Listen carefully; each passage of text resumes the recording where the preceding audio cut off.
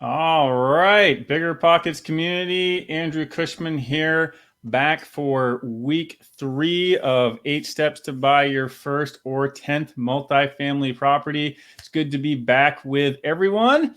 For those of you, while you're jumping on here, just a couple of housekeeping things. When you join, let us know where you're coming from, right? Whether you're Puerto Rico, Israel, Texas, California, we love to hear where you're coming from. Please post your questions in the comments, and we do have slides today. Unfortunately, you can't see those on Instagram. So if you have a chance to jump over to Facebook, you will actually see the slides. Hey, Solo from New Jersey and House Hunting Nashville from, surprisingly, Nashville. Good to see you all here joining us. Czech Republic, Moritz, awesome. You're probably going to win for furthest away today. So as I mentioned, today is step 3 of the eight-step process, and this is one of my favorite ones. We're going to talk about screening properties, right? One of the reasons this is my favorite is well, there's a couple of reasons, and some of those are, number one, this is something that makes your business and your process super efficient. Oh, hello, Eamon from Colton, California. That's right down the road from us. And guys, girls, if you like what we're saying, please hit the hearts on Instagram, hit the like button on Facebook, and make sure you share. And also that gives me feedback and lets me know that what we're saying is hopefully helpful. And if not, let me know too, and we can always adjust. So.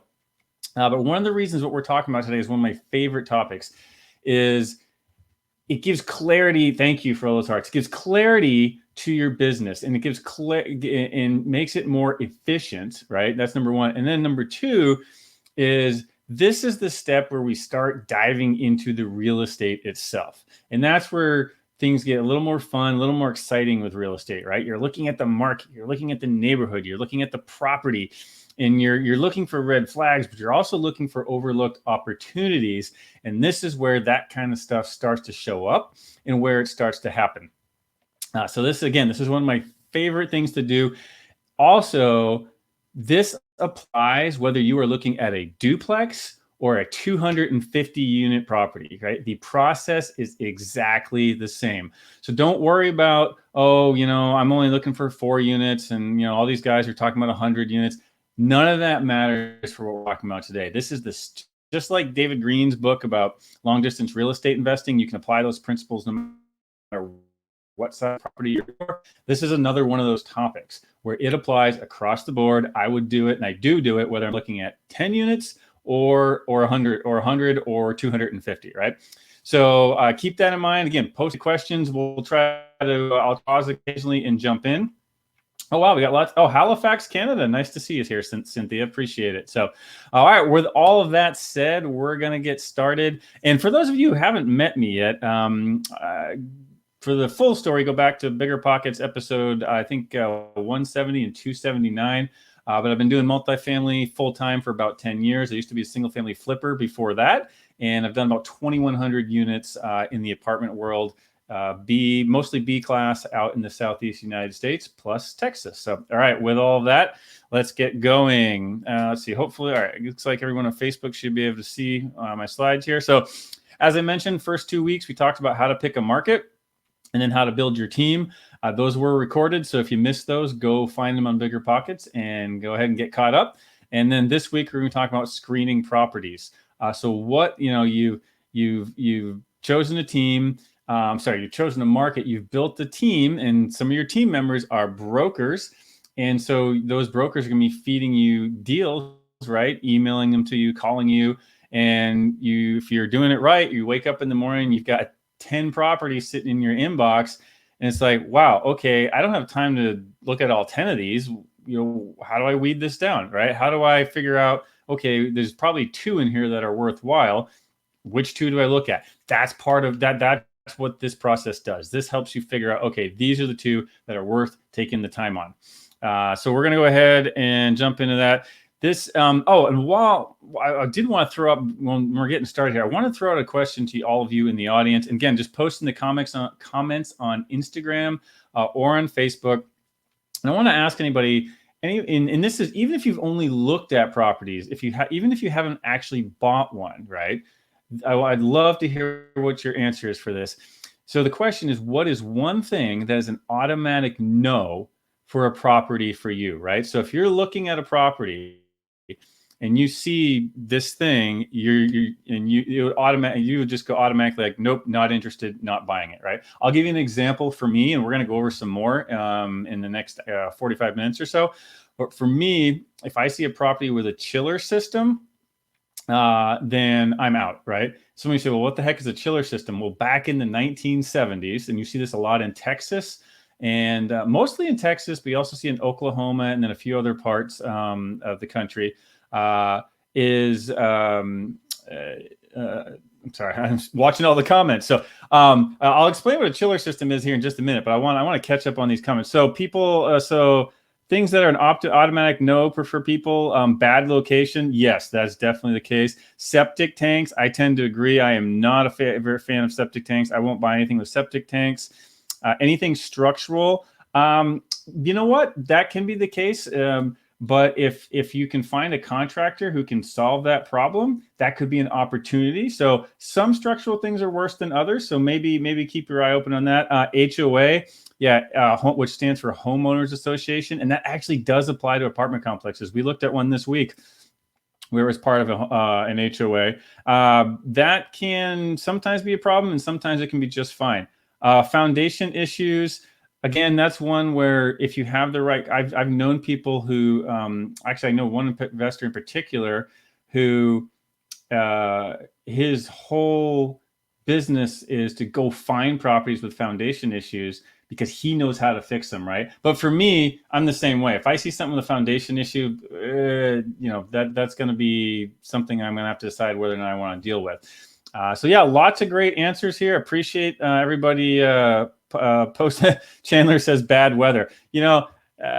I laugh at that, but that's there's some truth to that, right? Especially if you're going to be visiting your properties, you want to ideally, if you're going to visit your properties, you want to be in a location with weather that you're going to enjoy. So back to the chiller system. A chiller system was in the 1970s. Somebody thought it was a great idea to put the entire property on one air conditioning unit. So it's a giant AC unit. It creates cold water, and then it pumps cold water to all the units, and then there's a fan that blows over the pipes with cold water in it, and that's how it cools the units. Well, guess what happens if that breaks? Every single resident is without air conditioning. And where are these things the most popular? In places like Texas and Oklahoma, where it's 114 degrees in the summer, your AC went out. Oh, and it's going to take 5 days to fix it. How well do you think that goes over with your residents, right? So it's very difficult for resident retention, and a lot of people just move out, and it's very expensive to fix. So a chiller system, I just absolutely won't do it. So that's one example. We're going to come across some other things here as we go through the screening process. Thanks again for the comments. I really, really appreciate that. And there's definitely some good ones in there. Someone else put wild neighbors on Instagram. Yeah, if you're doing a single family or a duplex, that certainly is a factor to consider as well. So, all right, let's keep going here. So screening properties. So I mentioned this earlier. One of the main points of this is to save time. You want to weed out the properties that you're not interested in before you look at the financials, right? Diving into financials, diving into rent comps, all that kind of stuff, that takes time. And you only want to spend that time on properties that have high potential value to you, right? So number one, this is a time saver. This is something you do before you ever look at financials, rent comps, sales comps, any of that kind of thing. All right, here are the 8 main criteria that we're going to be looking at. Number one is just, we're going to go over just kind of a general map view. And a lot of, if this doesn't make sense right off the bat, don't worry. We're going to get there in just a few minutes. Then we're going to look at a satellite view of the neighborhood and the surrounding area around the property. We're going to do street view, right? That's where you take the little yellow Google man and you drop them in front of the property and you virtually drive around and take a look at not only the property, but the neighbors, right? Next one is median income. This one is incredibly valuable, and we're gonna spend a little more time on that when we get there. Population growth, another incredibly important one. Flood hazard. Now, this flood is one that for us is basically an automatic no, but that might not be the case for you, and I'll explain when we get there how do you make that decision. Another one is crime and safety factors. We will not buy in a high crime area. And then news and reviews. Well, what does that mean? That's basically what is what kind of dirt can you find online about this property? And it mentions reviews, and we talk about, yeah, you want to look at resident reviews and Yelp and all that, but what do you find if you type in, name of property fire, right? Do 3 news articles come up with every time there's a fire at that apartment complex? Or Creekside Apartments shooting, right? And you actually get a news article. Yeah, those are some things to consider. So these are the 8 things we're going to dive into, and let's go ahead and do that now. For those of you who are able to join us on Facebook and you can see the slides, I know some of the print on here might be a little tough to read unless you get really close to your screen, but that's okay because I'm going to explain it all. And the idea is to get just to kind of get the high level view of how to do this, right? And actually, if you go to our website, I believe we have a download that has all this procedure if you want to go do it yourself. So the first thing that we're doing is map view. And by the way, this is a real property that we offered on. I want to say maybe 6 or 9 months ago. I don't remember the exact date. So this is a property that we were considering to possibly acquire, and we did put an offer on it. And it was a great property. I think there ended up being 45 offers, and needless to say, we got bid out or outbid. But this is a real actual opportunity that came to us. It's not just something we threw together for a presentation. So this is exactly how we do it, and hopefully you can use this for your business as well. So here's the property right here, the red dot or the red pin from Google, 630 Fairview Road. And you can just kind of see, you're looking at the map view and say, all right, well, here's the property. With this, you're just trying to get a sense of, if you were a prospective tenant, what kind of neighborhood is this in, right? Well, you look across the street is a Kohl's department store. That's considered pretty, I guess maybe B plus retail, A minus retail. That's, generally they don't put Kohl's in really rundown areas. So, okay, that's a good sign. Right here is the Bank of America Financial Center. That's also good. We've got, your lots of restaurants. You've got an Applebee's, and there's a Walmart Supercenter over here. Walmart, large Walmart supercenters, which includes groceries, and then grocery stores like Publix, Kroger, any of those kind of places. The closer those are to your property, the better, right? If one of the best performing properties I've ever owned is in a location where the residents can walk to the super Walmart, fantastic location. So this property has great neighbors, lots of retail, grocery options, restaurant options. So we like what we're seeing here. Also, if you look, again, here's the property. Look, there's a major freeway just running through the upper corner of this map. This property has fantastic freeway access. And not only does it have good freeway access, it's kind of the Goldilocks position, right? You really don't want a property that is literally up against the freeway, because now you've got road noise, and that could bother your tenants, and that could mean you're going to end up getting lower rents and lower occupancy.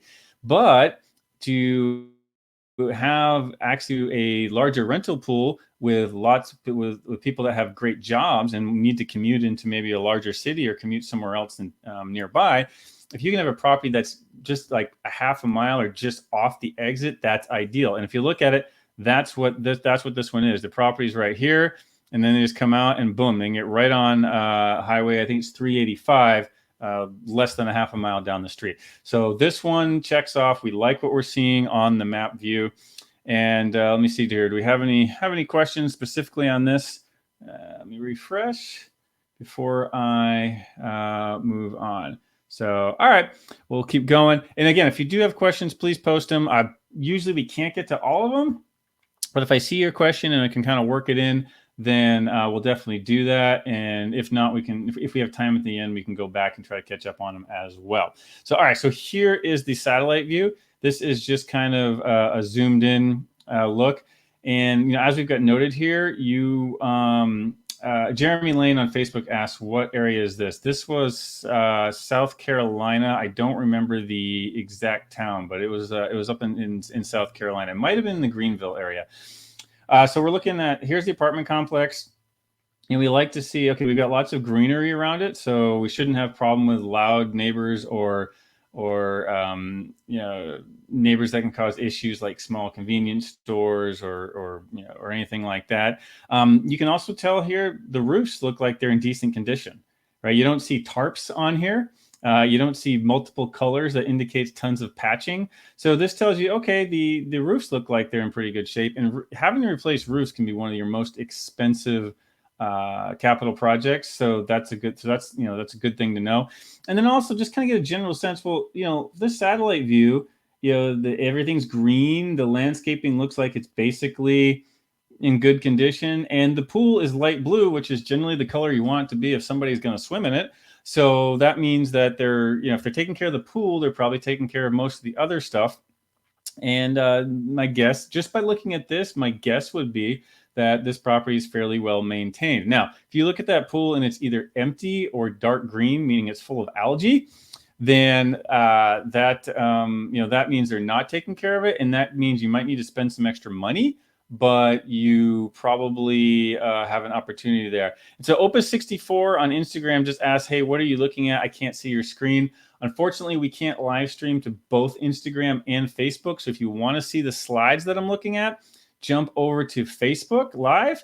And if you can't do that right now, this is being recorded, so you can go back and look at them later. But I will try to do my best to explain what I'm looking at on Instagram. So thank you for the reminder. So, all right, we'll keep jumping over here to the next one. All right, so now we are looking at a zoomed out satellite view of the, Geez Dunk says, what's the name of the Facebook page? It's Bigger Pockets. We're on Bigger Pockets Live right now. We're looking at a zoomed out satellite view. And again, here the red pin from Google is the property location. And we're just looking at this and saying, okay, yeah, there's a huge freeway interchange right here. There's Prisma Health Hospital. Hospitals are great neighbors. So number one, they provide high income, high educated jobs. And then two, they're super, super stable. Those jobs are almost completely recession resistant and rarely go away. In fact, most hospitals are expanding. And then for those of you who can see the satellite view here on Facebook, if you look on the top right, Ruska said on Facebook you are blurry. This particular slide is a little bit blurry, but because it's zoomed out. But the future ones will be a little more clear. If you look on the top right corner of this zoomed out satellite view, you're going to see a bunch of bare dirt, right? This has been recently bulldozed in this satellite photo. Now, most of the Google satellite photos are a few years old. So what this tells me is there might be some new, brand new neighborhood full of nice houses or new retail or something probably just got built there. And if so, that's a really good sign. So what we're, so far, everything that we're seeing here is the things that we like to see. And this has passed the first two tests as far as screening for the property. Let me see now, and also keep in mind, if you're looking at this, some of the things that you see that would be a problem are, like for example, if you have an old gas station right next to your property, number one, that can create loitering, which can lead to crime. But also things like gas stations and dry cleaners, those can cause environmental problems for you, right? So it's not an automatic no, but it's kind of a red flag, and it's something that you want to look into. So, all right, here we are. We are now, again, if you can't see the slides, go to Facebook Live, Bigger Pockets, but we are looking at the Google Street View, right? So this is where we took the little yellow guy, we dragged him over, and we dropped him in front of the property. And this is what the Google Street car recorded when they drove by this property here. And you can see the address. It's kind of blurry, but it says 630 Fairview.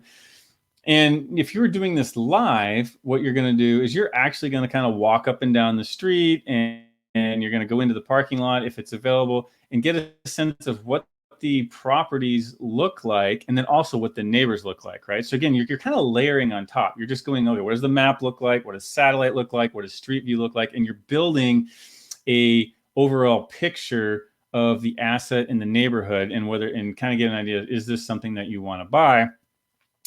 And just kind of building this. And by the way, this entire process, once you're good at it, should take you or an assistant 15 to 20 minutes per property, right? At this point, we actually have a virtual assistant who does this because we've got just broken out the exact same steps every time. and then she sends us these reports, and then we go, okay, cool. Well, out of these 10, these 2 pass. We're going to look at those, right? So this also really helps you save time by outsourcing the initial process of looking at deals, and that means you're only spending your time as an investor looking at the deals that have high potential. And that's what we call dollar productive activity, right? Something that's close to or directly going to make you money. And thank you for the hearts. I see them floating up here on Instagram. So when we look at this property, again, this is consistent with what I was talking about on that satellite view, where it looks pretty well cared for, right? I mean, everything, the landscaping is green. It's got a nice black wrought iron fence. The monument sign looks decent. Just looking at the front of the building, we see, the paint looks like it's in good shape. It has shutters, looks like it has relatively new vinyl windows. And, you might say, well, hi, Andrew, how can you tell that? If it has the older aluminum windows, it kind of has that dull aluminum look. These windows are bright white in this picture, which means somebody probably replaced them in the last few years with vinyl windows, and those are almost always white frame, right? So looks like the windows are in probably really good shape. The exterior looks in good shape. The roof also looks like it's really good. And again, that confirms what we saw in that satellite view. So Robert asked on Facebook, how many units is this? I believe this was 96 units. It's actually kind of a perfect size for, just to have like one manager and one maintenance person on, especially considering it doesn't have a lot of deferred maintenance. So, again, a lot of the same stuff that we were looking for in the last couple of categories, but you're just doing it from a different angle. And this helps verify and confirm everything that we're looking for. So let's see here. All right, median household income. This is a big one. And if I was going to say there's one thing that's probably, if I had to pick the most important thing in this entire process, this would be it. And you say, well, really? Why is median income so important? Well, median income, and what median means, by the way, is so if you take an average, right, of 5 numbers, you just add those 5 together, divide by 5, that gives you an average. Well, what median is, it's calculated a little bit differently.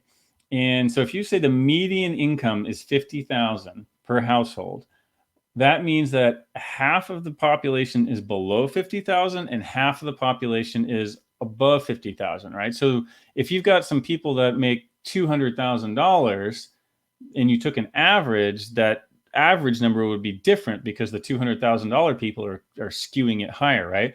Median just says, all right, here's the number at which half the people make more and half the people make less. And the reason that's important is because you want to make sure the majority of the people in the area can afford your rents.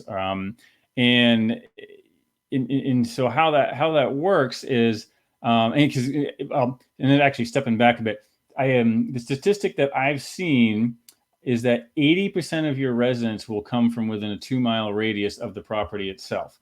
So that's part of why it's really important to make sure that the area around your property has a good median income. And then also for the people who are moving into town, you want to be in a position where you're going to be attracting the people who have good incomes and can easily qualify for rent. So, all right, so median income, you say, okay, well, that's great, Andrew. I'm looking at this chart. I see, or this picture on Facebook. I see lots of kind of blues and greens and a bunch of numbers. What does this all mean?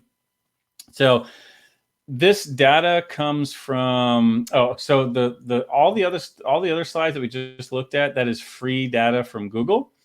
The data that we're looking at here, I have 2 recommended sources for this. Number 1 is Esri, ESRI.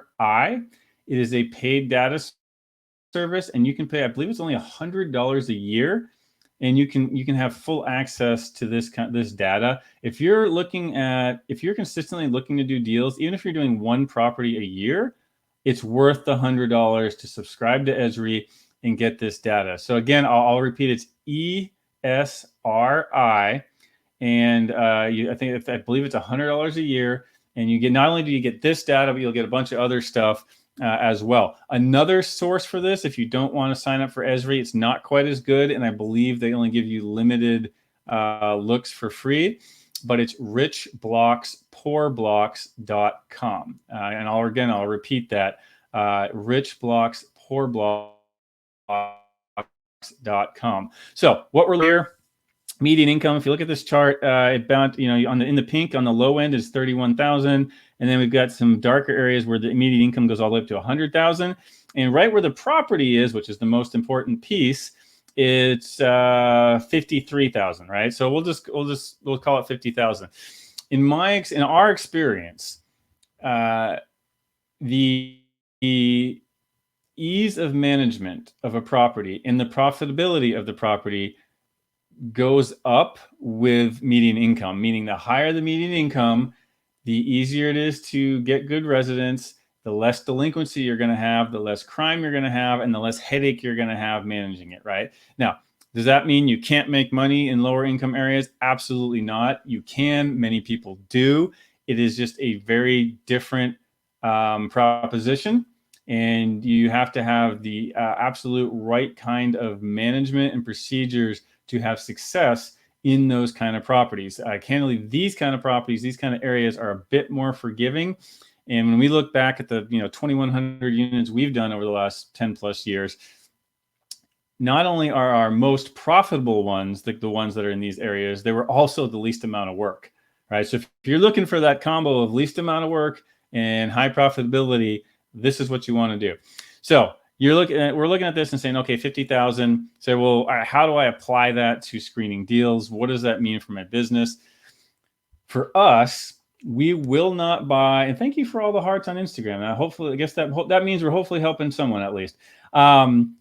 What that means for us is we will not buy a property in an area where the median income is less than 35,000 a year. Ideally, we want it over 40, and the best case is over 50. And when we go back and look at all of our assets, the ones that have done the best over the last 10 years are the ones that are in areas where the median income is 50,000 or higher. So you'll say, okay, well, Andrew, that's great. What number should I pick? That's going to vary completely with market, right? So $50,000 in South Carolina is a good income. $50,000 in Southern California is below the poverty level, right? So the number, you wouldn't use the same number if you were looking at those two different markets. So here's how you figure out what your number is. It comes down to affordability. And I'm going to give you fairly simple math on how to figure this out. An apartment or a rental house is considered affordable to a resident if they can spend 25% or less of their gross income on that rent, right? Thomas on Facebook asked, what class would this property be in? I'd say this for this area, this was a solid B, probably maybe even a B plus asset. It was already in pretty good condition, and if it wasn't a B plus, it certainly had the potential to become a B plus. So again, kind of right that sweet spot in the middle, which is why we put an offer on this, and 45 other people did as well. So back to calculating affordability. So so this is how you do this no matter what market you're looking in, right? You want the median income family in that market to be able to spend 25% or less of their income, gross income, on your rent. So, okay, well, great. How do I figure out that number? So, all right, well, let's look at, let's see. Let's say you're looking at an apartment complex and maybe the rents are $900 and you're like, you look at the comps and you figure out, hey, I can buy this thing. Let's say it's 10 units. I can buy these 10 units and I can do a light renovation and I can get the rents up to $1,000 a month. And you say, okay, well, so if my rents are $1,000 a month, that means the annual rent is $12,000 a year, right? You say, well, okay, $12,000 is 25% of what median income? So if you take 12,000 and divide by 25, you get 48,000, right? So if you're looking at an apartment complex that your rents are projected to be $1,000 a month, and it's in an area where the median income is 48,000, that is an absolute green light, because that means the median person in that area, at least half or more of the people make 48,000. Those people can all easily afford your rent of $1,000 a month or $12,000 a year, and that means you have a large, well-qualified renter pool. And obviously it's not a hard cutoff, right? I mean, someone who makes 40,000 might come in and say, you know what, I love this apartment complex. Now they're going to have to spend roughly 35% of their income, but that's still considered the high end of affordable, right? So again, you just want to stack the odds in your favor that you are always going to have high demand for your rental unit. So hopefully that all makes sense. Again, the number for you is going to vary. It's going to depend on what market you're looking in, what the rents of the property types are that you're looking at. And really, those are the two biggest factors. So if there's one thing you get out of this conversation or this hour or so, it's make sure you learn how to look at median income and apply that to how it affects the rents you're going to be able to get at your apartment complex. If you get this piece right, everything else will be much easier. All right, let's see here. Robert asked, what was the selling price and average rents? Unfortunately, I don't remember. We look at literally hundreds of deals every couple of months, so unfortunately, I don't remember, but I appreciate asking on that one. All right, so this here, now we're looking at, again, for those on Facebook Live where the slides are, we are looking at a map of population growth. And this being South Carolina, where lots of people are moving, this map is very green. And the bottom line here, if you were to just, again, take this down to one thing, is you want to be in an area where population growth is at minimum flat and ideally above the national average, right? So flat means 0% population growth. And then what does above average mean? Well, the population growth of the U.S. as a whole, I believe over the last 10 years, has been, I believe, 0.66% annually. So if you're in a market where the population growth is, 1.3%, that means that area is growing twice as fast as the rest of the country. That's a market you want to consider, right? Especially if they're not building new units, because that means that demand is going to continue to grow and there's a limited supply. And when demand outstrips supply, that means prices go up, and which means your rents go up and the value of your property goes up. So again, that's why we're looking for areas of population growth. So looking at the slide here, and for those of you on Instagram, if you can't get over to Facebook Live, what we're looking at is we're looking at a map of the area where the property is located. And most of it is colored green. Again, this data comes from Esri, ESRI. Kelly posted it in the Facebook chat earlier if you're looking for that website. And green basically means positive population growth. And when we look at the area where this property is located, it's in a tract that has 3.58% annual population growth. And not only that, it's surrounded by other areas that have 3%, 5%, which is incredibly rare. And generally speaking, the entire area is, somewhere in that 2 to 3% annual population growth range, right? So if you look at this, I said the national average is 0.66. This is 3. This area is growing basically 5+ times faster than the United States as a whole. It doesn't get much better than that, right? Stephen Perez asked on Facebook here, can you review step 1 to 2? That way we get the context of what you're doing. Thank you. Yeah. So again, and we talked about this at the top of the hour, but the last 2 weeks we looked at how do you pick a market overall that you want to invest in. So I want to invest in Columbia, South Carolina, or Greenville, South Carolina, or Dallas, right? We talked about that. Then we talked about how do you form a team in that market.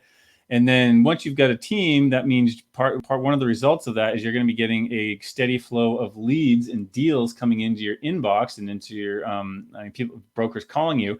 And so the context of this is how do you weed through all of those potential deals quickly and efficiently so that you're only spending a lot of time working on the ones that have high potential. So Stephen, that's what we're doing here is we're saying, okay, it's Wednesday morning. I've got 10 brokers have sent me 10 properties. I don't have time to look at all 10, but we're going to quickly run them all through the screening process to find the 2 that have the highest potential to be great deals, right? So that's the context that we're doing this in. So population growth here. So thank you, Stephen. I appreciate you asking so we can get everyone caught up for those who joined a little bit late. Population growth, again, the market, if I'll jump back to this slide here. We're looking at, an area where the median household income is really high. Population growth is really high. If there are 2 things that are going to, not guarantee your success, but dramatically push the odds in your favor, these 2 are it, right? So when we see the kind of median income that was on that last slide, 50,000, and then we see population growth that is multiple times what it is across the U.S. as a whole, that tells you that this is a great market. And here's another tip, getting back to the first step, how do you choose a market? Let's say you screen this property and it doesn't work out for some reason, right? Maybe you got outbid by other buyers, or it was just too expensive and beyond what you could buy or whatever. That's okay, because in this screening process, you just discovered another killer submarket that you want to really dig in hard, right? So if this was a 10 unit and you can't afford it, or you get outbid, you call that broker up and you say, hey, really appreciate you bringing that deal. It was a great area. Unfortunately we got outbid, but we really like the market. Have you seen anything else in this area that might be available? And just, let the brokers know that you really like this market. So this is a market here that is indicating that we have a lot of success. This is just another way of looking, at population growth. This comes from worldpopulationreview.com, which is a free site. And you just go and you can put in the market that you're looking, and it'll give you a chart. And I know these, I know these axis numbers here are difficult to read even on Facebook. But if you basically, what this is it's on the bottom is from 1940 all the way up to 2018, and then on the left, the y-axis is the population. And the key factor here, you don't really need to know the numbers. The key factor here is the line that charts the population growth has a very long, consistent, and steep upward trend, right? So this verifies that population growth is not just a short-term thing. It's been happening. This city's been growing like crazy basically since 1970, and for the last 50 years, it hasn't stopped.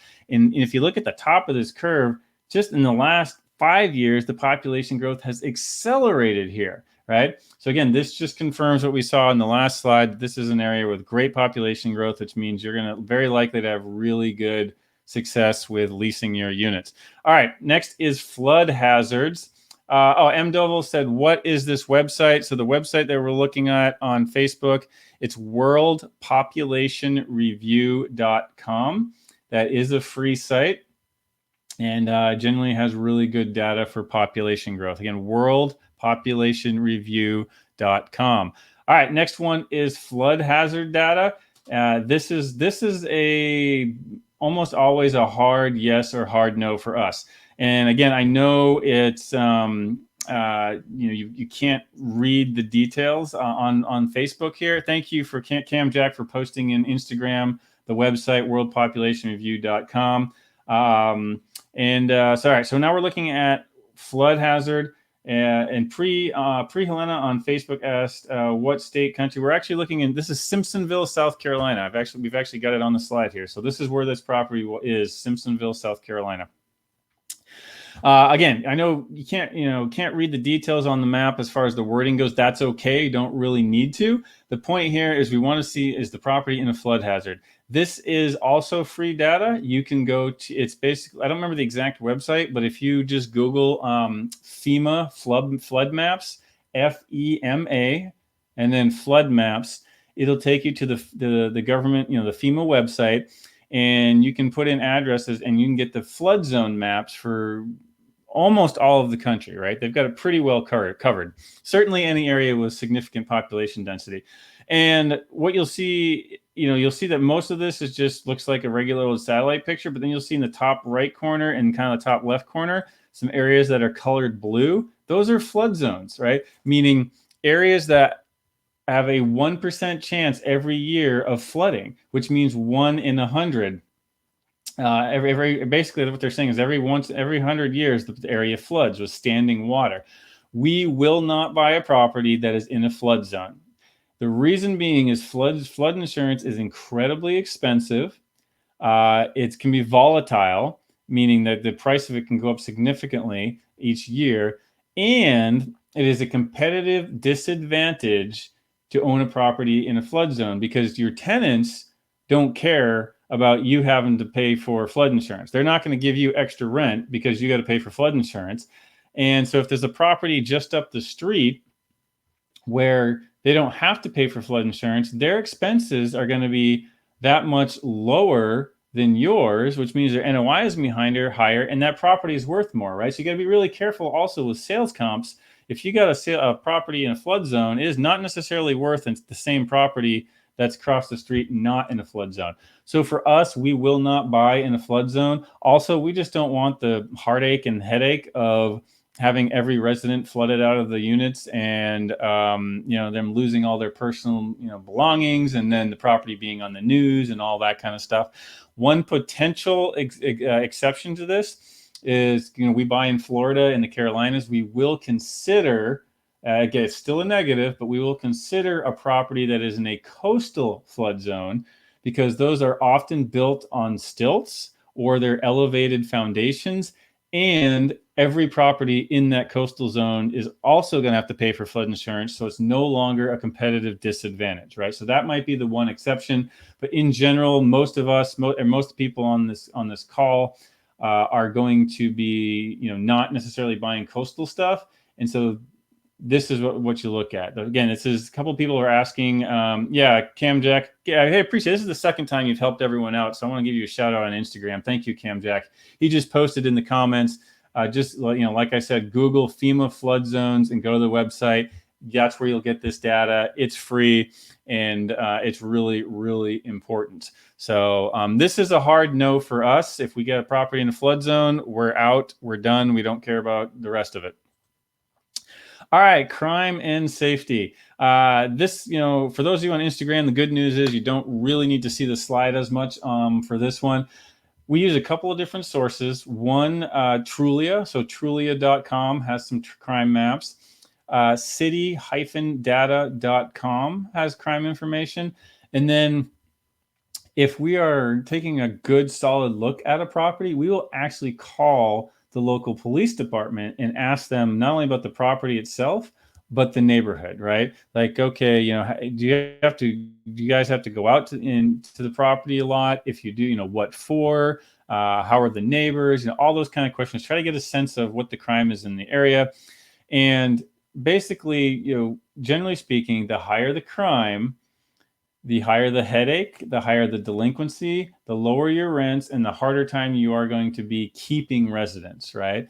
And one big no-no is I do not recommend buying properties that are in low income, high crime areas unless you just love high headache, management intensive properties with high economic vacancy and other headaches. Again, not saying you can't make money with them. Lots of people do. But especially if you're just getting into the business, I don't recommend that route. It's a different type. It's a very specialized, much more challenging type of management to make those profitable. Also, it's tougher to get them to appreciate. So the cash flow tends to look great on a spreadsheet because of the pricing. But the spreadsheet on those often doesn't translate to reality. So that's what we're looking for here. And then also, if you if you go to city-data.com, they'll give you what they call their crime index, and they'll give you a chart with this crime for that city that you're looking at compared to the U.S. as a whole. Basically, if you're at or below the U.S. average, you're pretty good. And really, the main thing you're looking for is trend, right? If crime is increasing over time, that's something to be concerned about. If crime has been decreasing over time, as it has been in this chart for Simpsonville, then that's a good sign, right? Maybe even if it started off higher, but it's trending down, that means things are going in the right direction. So crime and safety.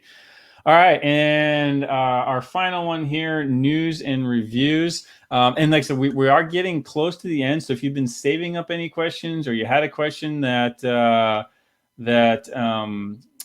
you haven't had a chance to go to put out there, go ahead and type it in, because if we do have a few minutes, I will try to scroll back and get those. So Facebook, go ahead, put it on the comments, and then Instagram as well, and we will try to get to those. So, all right, so news and reviews. The main thing we're looking at has the property been in the news? Generally speaking, if the property's been in the news, it's probably not for a good reason, right? I mean, the newspapers generally don't report on, Fairview Apartments has record occupancy this month, right? No, they're going to say Fairview Apartments has, three alarm fire, burns down 8 units. So that's the kind of thing you're looking for. So you're going to Google the property name plus things like, fire. So I don't remember the name of this property. Let's just call it Fairview Apartments, right? So you're going to say Fairview Apartments fire. You're going to Google Fairview Apartments shooting, Fairview Apartments robbery, Fairview Apartments, flooding, and see what comes up on Google. We looked at a property in Greensboro, North Carolina one time, and we were doing this. And the seller said, no, it hasn't had any problems or anything like that. Well, we found that it had been on the news 3 times in 5 years for severe flooding, 6 feet of water inside the units, right? And here's the best part. It wasn't in a flood zone. If you looked at the FEMA map, it was fine. But we found out what had happened is the city had been doing construction on the freeway nearby, and they redid one of the drainage channels, and they didn't do it properly. And so every time they got a huge rain, it backed up and flooded this apartment complex. And again, I'm not talking just a little bit. We're talking 6 feet in the water. So 6 feet in the unit. So we backed out of the deal, and then someone else came in and purchased it. And during the process, the community got together. This was on the news. And there were groups of people picketing at the office of that property for it to be shut down by the city, right? You don't want that kind of headache, especially on your first or second or third deal. So that's what you're looking for. You're trying to dig up stuff that might not be obvious anywhere else. Just be creative, play around on Google. It's amazing what will come up. Also, just check the reviews, right? People's reviews on like apartments.com, rent.com, all those kind of places. So Mariana on Instagram asked, can you please reshare the website to check population growth on? There's 2. One is paid, ESRI, and the other one is worldpopulationreview.com. And actually, if you look further up in the comments on Instagram, somebody actually posted those for us a couple of times, and then Kelly posted them on the Facebook comments. So those are in there as well. And of course, you can always go back and watch the recording of this on Bigger Pockets, and all that information will be there. So, all right. So conclusion, what you're looking for is, you go through all these steps. Does the property pass or fail? So this particular property, the map view, satellite view, and street view all looked great. The the asset itself looks good. The neighborhood looked good. The median income was fantastic. It was in the 50s and above, which means it's going to be very affordable to the folks that live there and are moving there. Because generally speaking, if you've got a median income of $50,000, people who make $50,000 are going to move to that neighborhood, right?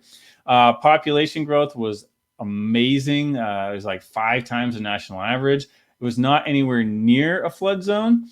We found nothing as far as crime or safety issues, and we didn't find anything negative in the news and reviews. And actually, I don't think we posted the results on here, but this property did not have anything, no big fires or shootings or anything like that.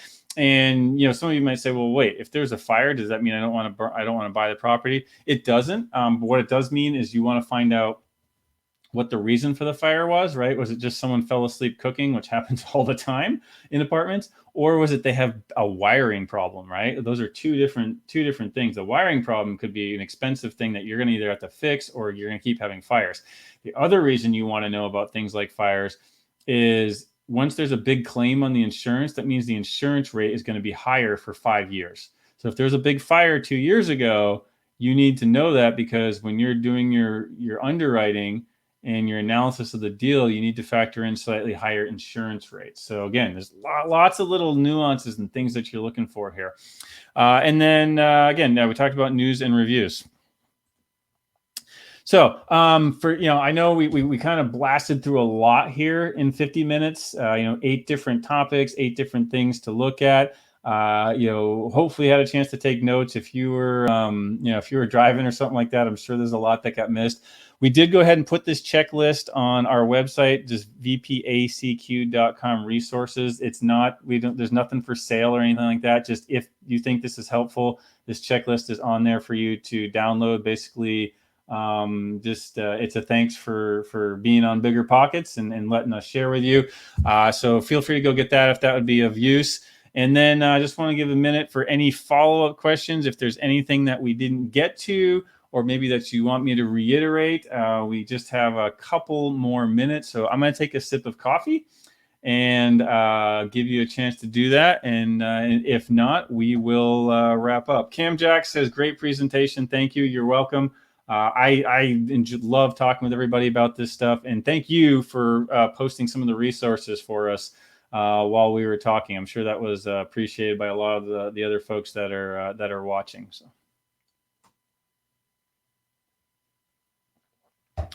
All right, let's see. 808 Mark says, thanks, good stuff. I appreciate that.